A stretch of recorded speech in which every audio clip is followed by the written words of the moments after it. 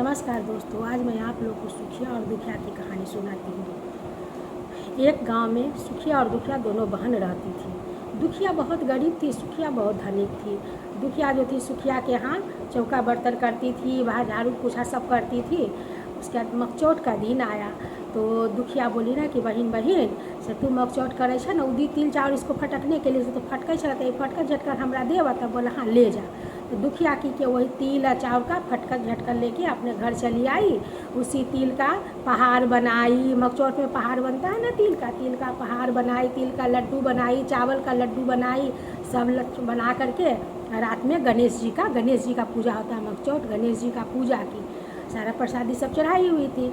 बहुत रात हुआ, आधा रात जब बीता ना, तो ये तो फास्टिंग की हुई थी, सही हुई थी। तो एक बूढ़ा किवाड़ी खटखटाए तो कहते गे दुखिया हमरा बड़ा जोर से भूख लागल है, केवाड़ी खोले ना। तो दुखिया तो गरीब थी, देखी कोई बूढ़ा है तो उसको दया है कि आओ बाबा बैठू खाते, हमरा भूख लागल है कुछ देर तक। बाबा हम तो पबनी कैले छी, हमरा तो किछो ना है, लेकिन जे है सीहे दै छी, तो जे हो सीहे दे, हमरा बड़ा जोर से भूख लागल है। तो दुखिया क्या की, वो अपना तिल का लड्डू सब जो बनाई हुई थी वही बूढ़ा बाबा को दे दी। बूढ़ा बाबा खा लिए। कहे गे दुखिया हमरा बड़ा जोर नींद लगैया, से कुछ बिछावन कर देने से, रात में हम कहाँ जाऊँ, एठमन सूत। तो बोले ठीक है बाबा हाँ सूत। वो बिछावन कर दी तो बूढ़ा उस पर सो गया। आधा रात हुआ तो कहते कि गे दुखिया हमरा बड़ा जोर से झाड़ा लागल है। गाँव देहात का लोग झाड़ा बोलता है ना, भगवान तो भगवान थे, बोले बड़ा जोर से झाड़ा लागल है। तो बोला बूढ़ा बाबा हाँ रात में कहाँ जाए, से कोना में कर लूँ, हम सवेरे काट के फेंक देंगे। उसके बाद कोना में पैखाना कर ली। तो बोले कि तू बोल छेरू लेवे कि ढेरू। तब ये क्या कही से ढेरू ले हम। तो भगवान वहाँ तो भगवान थे तो पैखाना कर दिया। उसके बाद फिर आधा रात में फिर उनको पैखाना लगता, तो फिर कहते गे दुखिया हमरा फिर पैखाना लागल, कहाँ करूँ, तो वही कोना में कर लूँ। तो तू बोल कथी लेवे, छेरू लेवे कि ढेरू। तो फिर बोली हम ढेरू ले। ऐसे करके घर के चारों कोना में वो पैखाना कर लिया। सुबह जब दुखिया उठती है तो बूढ़ा नहीं है, बूढ़ा गायब है। और चारों कोना में एकदम सोना भरा हुआ, सोना जेवर गहना। तो समझ गई कि तो भगवान ही थे जो आए हमारे यहाँ। तब दुखिया का एकदम खूब अच्छा घर द्वार सब बना ली, उसका सब कुछ अच्छा हो गया, खूब पैसा वैसा हो गया। तो सुखिया के यहाँ काम करने नहीं गई। तो सुखिया सोची कि बहन हमारे यहाँ काम करने नहीं आई है, क्या बात है।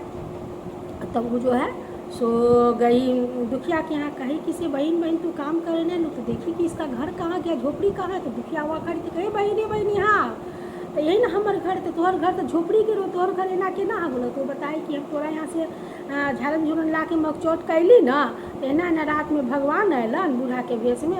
कहलन के छेरू लेवे के ढेरू। तब कहली ढेरू। तो एना हमारा घर में सोना जेवर आ गया। तो कहिए बहन हमू मकचौट करब। फिर अगला बार मकचौट आया तो सुखिया तो थी धर नहीं, लेकिन इसके यहाँ आई झारन भूजन सब इसका लेकर के कही कि हमू मकचौट करब। तो वो रात में जो है सब फिर दुखिया के यहाँ से झारन झुरन लेके सुखिया भी व्रत की। तो फिर उसके यहाँ भी रात में वही बूढ़ा बाबा आए, किवाड़ी खटखटाए। तो दुखिया बोली की बाबा। तो गे सुखिया हमरा बहुत भूख लागल है। तो बोली कि बाबा हमरा तो किछो ना है, यह तिल मकचौट कैली है, तो तिल के लड्डू है, चावल के लड्डू, यह लियो खा, तो हमरा यह दे खाए। तो फिर खा लिए। तो फिर बोले गे सुखिया हमरा बड़ा नींद लागल है, हमरा सूते के व्यवस्था कर दे। तो सुखिया क्या की ना बिछावन कर दी, कही कि बाबा यहीं पर सूत। फिर आधा रात हुआ तो वो बूढ़ा बाबा को पैखाना लगा। सुखिया तो सब जानती थी कि भगवान है। तो कहे कि से गे सुखिया हमरा बड़ा जो झाड़ा लागल है, से हम झाड़ा करब तो कहाँ जाए। तो बाबा रात में बाहर कहाँ जाए, से यही घर के कोना में करूँ। तो कहाँ करूँ, तो यही कोना में करूँ। तो उसे पूछे कि तू बोल छेरू लेवी कि ढेरू। तो ये कहती है छेरू।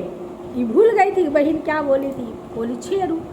तो फिर उस कोना में कर दिया। फिर रात में फिर लगा इस, तो फिर बोले छेरू लेवे कि ढेरू। तो बोले छेरू। चारों कोना में पैखाना कर दिया। सुबह उठी तो भगवान चले गए, पूरे घर पैखाना महक रहा था। कही कि बहन हमरा जरूर कुछ कहलक है, से देखो तो कौन भगवान अलन जो हमारा घर में पूरा पैखाना कर देलन। अब तो एकदम घिना गई पैखाना देख कर कि हमरा कहाँ से हम घर में पैखाना करा ले ली। तब फिर गई बहन के आगे, तू की कर। तो कहले कि हम तो कहले ढेरू, तू छेरू कहले। तो कहले कि वो गलती का इसीलिए इसको तो लालच था, सुखिया तो सुखी थी, लेकिन इसने नाटक की, इसलिए भगवान इसको ऐसा फल दिए। इसलिए दुखिया के तरह सत्यवादी और अच्छा होना चाहिए, सुखिया की तरह नाटक नहीं करना है। सुखिया नाटक है, इसलिए उसको ऐसा फल मिला। आप लोगों को भी कहानी बहुत अच्छा लगा होगा। नमस्कार, लाइक सब्सक्राइब जरूर कीजिएगा।